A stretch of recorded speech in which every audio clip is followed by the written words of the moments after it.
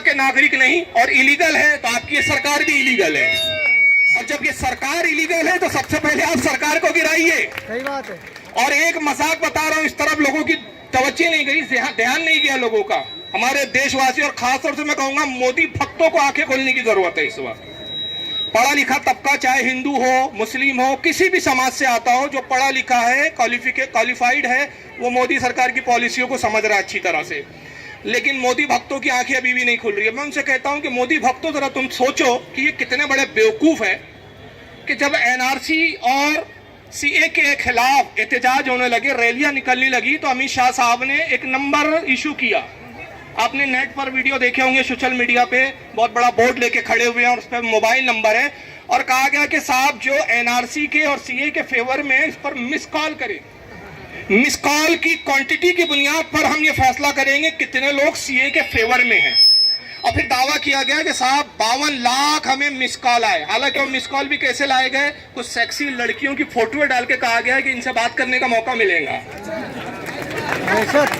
इससे पता चलता है कि इनकी सोच कितनी घटिया है। ये बेटी बचाओ की बात करते हैं और बेटी को ये अपना सिंबल बना के, बेटी को अय्याशी का जरिया बना के अय्याश जहनों को अपनी तरफ कन्वर्ट करने की कोशिश करते हैं। अब चलिए साहब, आप कहते हैं मिस कॉल दीजिए, ठीक है, हम मिस कॉल देंगे तो पता चलेगा कि हम सीए के फेवर में हैं। अब ये मेरे पास मोबाइल है साहब, मैं आपको दिखा देता हूँ। और इसका जो नंबर है, मैं नंबर नहीं इशू करूंगा वरना कल मुझे सबके कॉल आने शुरू हो जाएंगे। मेरा जो भी नंबर है, मुझे बताइए, ये नंबर एयरटेल का मैंने नंबर लिया, तो ये नंबर लेते वक्त मुझे क्या देना पड़ा और क्या दिखाना पड़ा? आधार कार्ड मैंने दिखाया तो मुझे मोबाइल नंबर मिला। तो जब आधार कार्ड मेरी नागरिकता का प्रमाण नहीं है तो ये मोबाइल दिया गया, तो इसका मिस कॉल कैसे नागरिकता के लिए? ये कैसे आपके फेवर की चीज हो गई? जो चीज को हम यूज कर रहे हैं वो आधार कार्ड की बुनियाद पे हमने यूज किया है। अगर आधार कार्ड न दिखाते तो आपका जो जियो चला रहा है ना, आपका जो आप जिसके गुण गाते हैं और जिसके तलवे चाट रहे हैं, क्या नाम है भाई, अंबानी, उसने आधार कार्ड लेकर हमें ये मोबाइल नंबर दिया। और इस मोबाइल नंबर से जब हम मिस कॉल करेंगे तो ये मान्य है, लेकिन आधार कार्ड मान्य नहीं है। तो अंदाजा लगाइए कि ये हुकूमत कितनी बेवकूफ है और दुनिया को बेवकूफ बना रही है। असल में मुद्दा क्या है मैं आपको बता दूं, और सब समझ रहे हैं, अब जितने पढ़े लिखे लोग हैं समझ रहे हैं। मसला ये है और मुद्दा ये है कि एक अनपढ़ आदमी के हाथ में हमने देश की बागडोर से दे दी। सही बात है। वो कहता रहा, हमारी बेवकूफी है, इसको हमें एडमिट करना चाहिए कि हमारी सबसे बड़ी बेवकूफी ये है कि एक ऑफिस चलाने के लिए जब हम एक कलर की पोस्ट पर एक आदमी को रखते हैं तो दुनिया भर की क्वालिफिकेशन पूछते हैं, भाई कितने क्वालिफाइड हो, कितने पढ़े हो, कंप्यूटर चलाना जानते हो क्या, डिग्री क्या है, दुनिया भर की हमने डिग्रियां पूछते हैं। लेकिन देश चलाने के लिए हमने चाय वाले को प्रधानमंत्री बना दिया। ये हमारा कसूर है एक्चुअल में, ये उसी कसूर की सजा हम भुगत रहे हैं। लेकिन अब वक्त आ गया है कि हम अपनी इस गलती को दोबारा दोहराएं नहीं और इस गलती को दुरुस्त करें। और दुरुस्त ये है कि एनआरसी और सीए जब तक ये वापस न ले, हमारा ये आंदोलन इसी तरह चलता रहेगा। अब बात सिर्फ अब एनआरसी और सीए तक नहीं है, हम कहते हैं अब सीए नहीं हटेगा, ये मोदी हुकूमत ही हटा के हम रहेंगे। और इसलिए रहेंगे कि देखो साहब, कहा गया साहब 18 घंटे मोदी साहब मेहनत करते हिंदुस्तानी के लिए, सोते ही नहीं है साहब। जो भक्त होते थे वो आते थे इंटरव्यू लेने, मोदी साहब आम चूस कर खाते हैं कि काट के खाते हैं?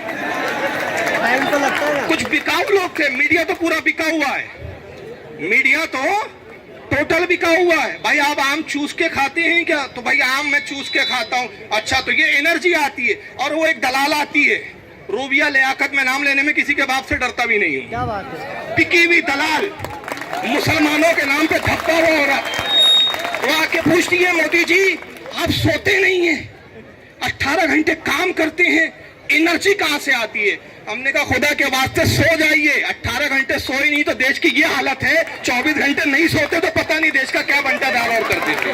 खुदा के वास्ते अब आप सो ही जाइए, और अगर आप नहीं सोएंगे तो भारत की जनता आपको सुला देंगी। भारत की जनता ने ये मूड बना लिया है कि मोदी सरकार आप 18 घंटे जागे मोदी जी। तो ये हाल है कि इकोनॉमी का बंटाधार करके रख दिया आपने। 2 करोड़ नौकरियां देंगे साहब, दावा था। अगर वाकई आप 2 करोड़ तो छोड़िए, 2 करोड़ का दावा था, 1 करोड़ नौकरी भी देते तो 5.5 साल में कितने लोगों की नौकरियां मिल जानी चाहिए थी? 5.5 करोड़। मगर हर साल 5 करोड़ लोगों की नौकरियों को छीना है मोदी जी ने और कहा नहीं साहब, असल में मामला क्या है, नौकरियों को हम बाद में देखेंगे, बाकी इकोनॉमी हम बाद में देखेंगे। अभी हिंदुत्व खतरे में है, हिंदुत्व खतरे में। मोदी भक्तों को यही बताया गया कि साहब देखो, हम सीए इसलिए ला रहे हैं कि मुसलमानों को देश से निकालेंगे, अगर हिंदुस्तान में मुसलमान रह गए ना तो हिंदुत्व को खतरा होगा। हमने कहा अजीब बात हो यार, तुम खुद एक तरफ कहते हो कि मुसलमान 20 करोड़ है, 135 करोड़ की आबादी में 20 करोड़ मुसलमान, 115 करोड़ जब यहाँ पर हिंदू है, और मोहन भागवत जी ने कहा कि यहाँ का हिंदुस्तान में सब हिंदू है, हिंदू ही राष्ट्र है, तो मुझे बड़ी हैरानी होती है कि कैसे बेवकूफ़ बनाया जा रहा है। जब राष्ट्रपति हिंदू है, फौज का चीफ जो है वो हिंदू है, सुप्रीम कोर्ट के जितने जजेस है वो हिंदू है, हाई कोर्ट के जजेस हिंदू है, जितने IAS ऑफिसर है हिंदू है, यहाँ तक के जितने मिनिस्टर है, चीफ मिनिस्टर है हिंदू है, प्रधानमंत्री हिंदू, गृह मंत्री हिंदू, पुलिस वाले हिंदू, सब हिंदू, और सब होने के बाद हिंदुत्व खतरे में है। डर लग रही है। सब आप है और हिंदुत्व खतरे में। सोचने की बात है। और 700 साल मुसलमानों की हुकूमत रही हिंदुस्तान में, जब हिंदुत्व नहीं खत्म हुआ, आज हुकूमत तुम्हारी और हिंदुत्व खतरे में। इससे ज्यादा बड़ा जोक और क्या हो सकता है भाई बताइए, इससे बड़ा लतीफा क्या हो सकता है? तो ये पब्लिक को उल्लू और बेवकूफ बनाना है। क्यों? मोदी साहब के पास कोई स्कीम नहीं है आपके फलाह के लिए, ना वो नौकरी दे सकते हैं। उन्होंने सिर्फ सबका साथ सबका विकास नहीं किया है, सिर्फ 3 लोगों का विकास किया है। उन्होंने बीजेपी का विकास किया, नरेंद्र मोदी का विकास किया, क्या है वो, अंबानी का किया। ये 3 लोगों का उन्होंने विकास किया, बाकी सबको रेलवे आपने बेच दिया, BSNL आपने बेच दिया, जेट एयरवेज आपके राज्य में बंद हो गई, बैंक के घोटाले आप क्या हुए। और बड़ी मजेदार बात याद आ रही है, पोजीशन देखिए, 1980 में बीजेपी बनी। कब बनी भाई, ये याद रख लीजिए तारीख, 1980 में बीजेपी बनी। जिसका वजूद 1980 में है वो हिंदुस्तान के नागरिकों से कहता है 1971 के पहले के कागजात दिखाओ। तुम्हारा खुद का वजूद 1980 का है, पहले अपनी औकात देखो। और मजेदार बात देखो, आपको 1971 से पहले का आपका नागरिकता का प्रमाण नहीं देना है। आपके बाप पैदा क्या हुए वो बताइए, उनकी डेट ऑफ बर्थ बताइए। हमने कहा भैया आपकी हुकूमत 5.5 साल रही, आपने राफेल का सौदा किया, आप पे इल्जाम लगा। हम नहीं कहते, वो क्या नाम है कांग्रेस के साहब जो है मेन राहुल गांधी बोलता रहा कि चौकीदार चोर है, वो तुम जानो, तुम्हारा सियासी मामला है। लेकिन बहरहाल तुम पे ब्लेम लगा कि तुमने राफेल में घोटाला किया। बात आई कि राफेल की फाइल दिखाइए, तो बड़ी बेशर्मी के साथ मोदी सरकार ने कहा राफेल की फाइल गुम हो गई। 5 साल ये एक फाइल की हिफाजत नहीं कर सके और हमसे कहते 1971 के पहले के कागजात दिखाओ। जो हुकूमत राफेल की फाइल की हिफाजत नहीं कर सकती वो हमसे 1971 से पहले के कागजात बता रहे। अबे हमारी नागरिकता कागजात में नहीं है। जब तुम्हारा वजूद नहीं था तब हमारे बाप दादा अंग्रेजों से लड़ रहे थे, फांसियों के तख्तों पर चढ़ रहे थे। मैं चैलेंज करता हूं मोदी सरकार को, हम अपने आजादी के मुजाहिदीन की, हमारे फ्रीडम फाइटर की, कितने मुस्लिम थे कितने हिंदू थे उनके नाम देखना है तो जाओ गेट वे ऑफ इंडिया पे लिखे हुए नाम देख लो। और मैं चैलेंज करता हूं तुम अपने RSS के माइंडेड के सिर्फ 5 स्वतंत्र सेनानी के नाम बता दो, सिर्फ 5 लोगों के नहीं बता सकते। बहुत खींच तान के एक का नाम लेते और फिर उसके साथ एक नाम जोड़ते, वीर सावरकर। हमने कहा भाई वीरता क्या है? कहा वीरता ये है कि 6 बार अंग्रेजों को चिट्ठी लिखी थी, सॉरी गलती हो गई। ये वीरता है उनकी, सॉरी लिख रहे थे। और हमारे यहाँ वो था कि 7,000 उलमा, अवाम तो छोड़िए, हमारे यहाँ पब्लिक तो छोड़िए, 7,000 उलमा लाल किले की छत पे फांसी के तख्ते पे लटक गए थे। अल्लामा फजला खैराबादी थे, 1857 में अंग्रेजों के खिलाफ फतवा दिया था। जब अरेस्ट हुए तो अंग्रेज गवर्नमेंट के वकील ने कहा था अल्लामा से इतना कह दो कि ये फतवा मेरा नहीं है। तो अल्लामा ने कोर्ट में कहा था, सॉरी का लेटर नहीं लिखा था अल्लामा ने, हाँ साहब गलती हो गई, मैंने फतवा दे दिया कि अंग्रेजों के खिलाफ लड़ना है, हमें इनसे जिहाद करना फर्ज है। उन्होंने ये नहीं कहा कि अगर अल्लाह ताला मुझे जिंदगी दे और तुम मुझे फांसी पे लटकाओ, फिर मुझे जिंदगी दे, फिर फांसी पे लटकाओ, फिर जिंदगी दे, फिर फांसी पे लटकाओ। 100 मरतबा अगर मैं जन्म लूं तो 100 बार मैं यही फतवा दूंगा, अंग्रेजों से लड़ना फर्ज है, फर्ज है, फर्ज है। ये हमारे लोग थे, तुम्हारे 5 जो है फ्रीडम फाइटर नहीं है।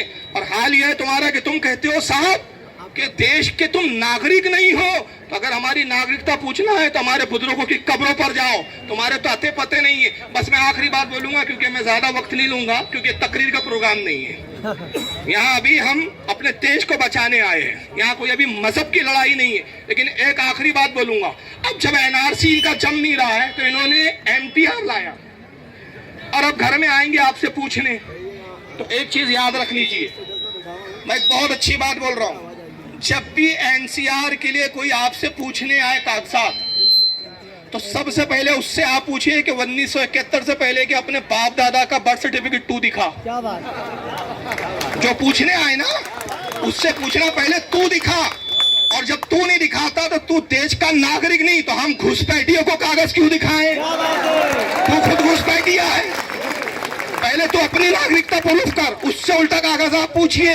तो ये जो है ना सब ढकोसलेबाजी है, कुछ नहीं है। मामला ये है कि देश का इन्होंने बंटाधार कर लिया है सिर्फ जहनों को कन्वर्ट करने के लिए। इनके पास था एक बाबरी मस्जिद का मुद्दा, हिंदू मुस्लिम बाबरी